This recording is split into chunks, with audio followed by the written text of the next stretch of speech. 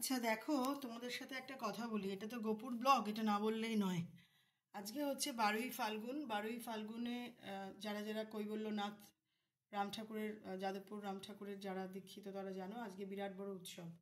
তো বেশ বছর ধরে না আমার যাওয়া হচ্ছিল না, আমার ওই কৈবল্যনাথের কাছে যাওয়া হচ্ছিল না বেশ বছর। দীক্ষাটাও কিভাবে নিয়েছি সে কথাও তোমাদের আজকে বলি। কারণ একটা বিরাট আমি আগে যে বাড়িতে ভাড়া থাকতাম সেই বাড়িতে যে কাকু ছিলেন তিনি বলেছিলেন যে ঠিক আছে তোমার দীক্ষার ব্যবস্থা করে দেবো। তো এই 13ই ফাল্গুনে দীক্ষা হয়েছিল। তো যখন দীক্ষাটা নিয়েছিলাম আমি, তখন আমি গপুকে যেতে যেতে বলতে বলতে গেছিলাম, হ্যাঁ ধরো প্রায় আজ থেকে 14-15 বছর আগে আমি দীক্ষা নিয়েছি।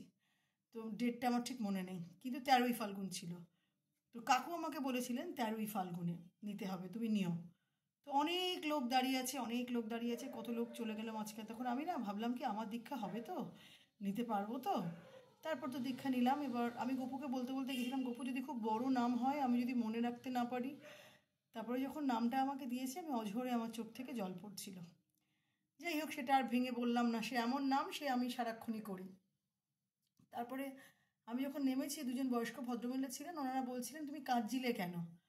তখন আমি বললাম যে দেখুন, আমি তো বহু বছর আগে আমার মানে তখনও ধরো তারও আরও 10 বছর আগে আমি আমার গপুর কথা বললাম, কিভাবে এসছে, স্বপ্নে পেয়েছি, এই সেই বলে আমি বললাম সে প্রেমের বিয়ের মতো, যারা আসল প্রেম করে তাদের বিয়ে তো তখনই হয়ে যায়।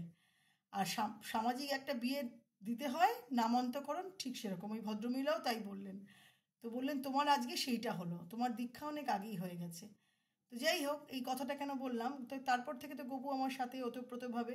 সেই গল্পও তোমাদেরকে আমি বলবো যে কিভাবে রাম ঠাকুর মানে আমার গুরুদেব আমায় কিভাবে প্রত্যেক মুহূর্তে বাঁচিয়েছেন। তিনি তো সাক্ষাৎ সত্যনারায়ণ, তার নাম কৃষ্ণের নামেরই সাথে তার নাম, তার দীক্ষার নাম।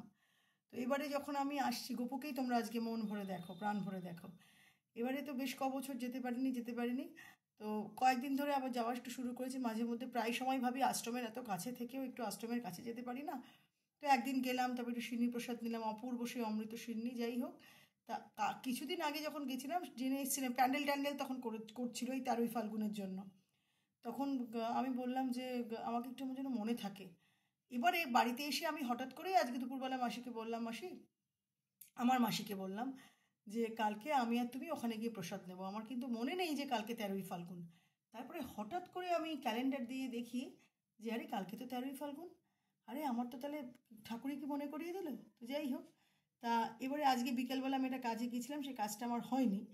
তারপরে আবার বললাম গপুকে নিয়ে যাই একটুখানি, এত লোক, আলো লোক ঝলমলে, ওর খুব ভালো লাগবে। আবার বাড়িতে এসে আবার স্নান করলাম, আবার 5:30-6টা নাগাদ গেলাম। তো প্রচুর লোকের ভিড়, আমার হাজব্যান্ড বারবার করে টুকছে এত ভিড়ের মধ্যে তুমি যাবে, অমুক তুমুক এই সেই কত কথা আমাকে বললেন।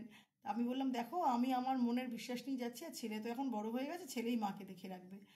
তো 7টা থেকে 7:30 থেকে লাইন দিয়েছি একটু প্রসাদের জন্য, কারণ গুরু গৃহে প্রসাদ না নিয়ে আসবো না আমি।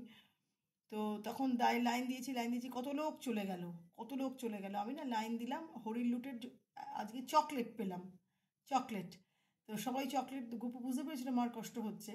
তখন একটা চকলেট গপুকে দিলাম, গপুকে চকলেটটা দিয়ে আমি সেই চকলেটটা খেলাম। তারপরে প্রসাদ নিলাম, সিন্নি প্রসাদ।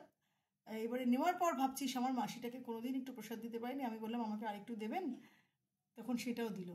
এবারে আসার সময় তোমার দুটো পা ছিঁড়ে যাচ্ছে, 2.5 ঘন্টা টানা দাঁড়ানো। তার আগেও আমি একবার যখন 5টার সময় গেছি তখনও আমি হেঁটে হেঁটে হেঁটে হেঁটে বাড়ি এসেছি, রাস্তা গুলিয়ে ফেলেছিলাম। তারপরে আবার এই বাড়িতে এসে আবার 7টার সময় গেছি, ধরো 7:30 থেকে লাইনে দাঁড়িয়েছি, 10টার সময় প্রসাদ পেয়েছি। আমি গপু আমি আর পারছি না, আমার ভীষণ পা ব্যথা করছে, আমার খুব পা ব্যথা করছে। তারপর যাই হোক, সাথে সাথে একটা রিক্সাওয়ালা এলো, ওকে একটুখানি কাঁদতে হয়, বলতে হয়। তা রিক্সা পাওয়ার পরে রিক্সাতে চলে এলাম আমি বাড়ি অবধি। সেই রিক্সাওয়ালাটা গল্প করতে করতে করতে করতে এলো। তো যাই হোক, এই হচ্ছে আমার গপু। গপু সারাক্ষণই কিছু না কিছু করে, তবে মার কথা শোনেও। তাই জন্যই বলছি যে ভালোবাসলে সে তোমার সন্তান, সে তোমার সখা, সে তোমার সব, সে তোমার পিতা। আর যদি ভালো না বাসো সে তাহলে কিছুই নয়, শুধুমাত্র একটি মূর্তি মাত্র, শুধুমাত্র একটি মূর্তি মাত্র, এর বাইরে সে কিছুই নয়। তো যাই হোক, এটা আমার উপলব্ধি।